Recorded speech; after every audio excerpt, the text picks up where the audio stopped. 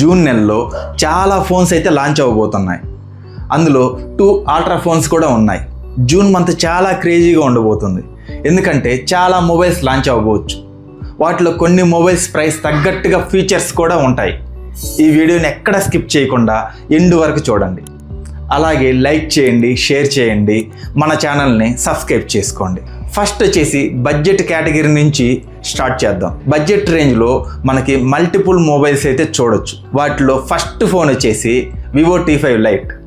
ఈ mobile LCD డిస్ప్లేతో వస్తుంది. MediaTek Dimensity 6300 లేదా 6400 ప్రాసెసర్ ఉండొచ్చు. 7000 mAh battery and 50 megapixel main camera, 2 megapixel second camera setup అయితే ఉంటుంది.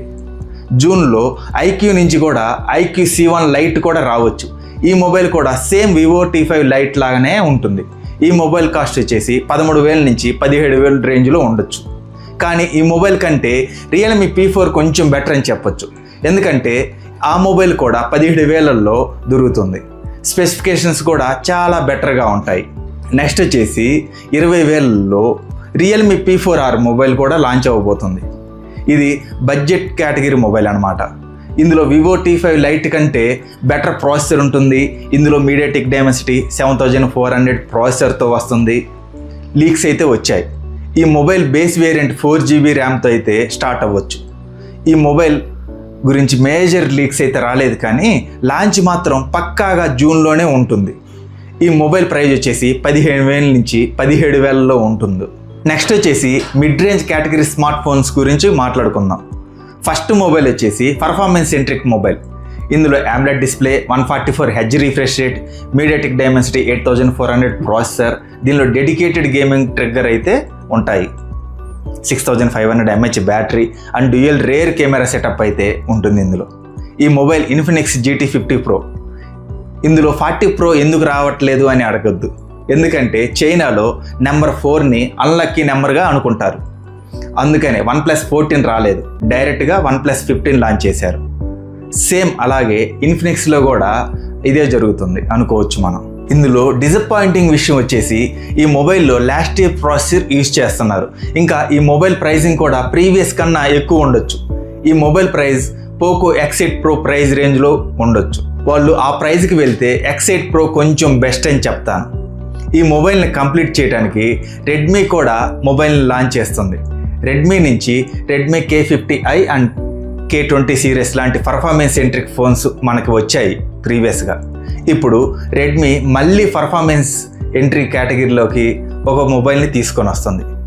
MediaTek Dimensity 8500 processor, dual rear camera setup, massive battery and AMOLED డిస్ప్లేతో వస్తుంది. అదే రెడ్మీ టర్బో 5.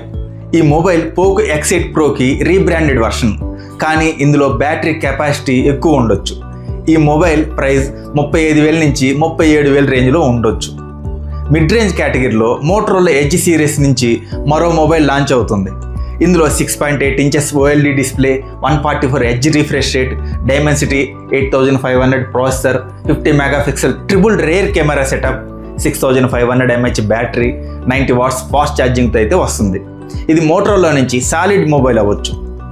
ఈ మొబైల్ ప్రైస్ వచ్చేసి 40,000 రేంజ్లో ఉండొచ్చు.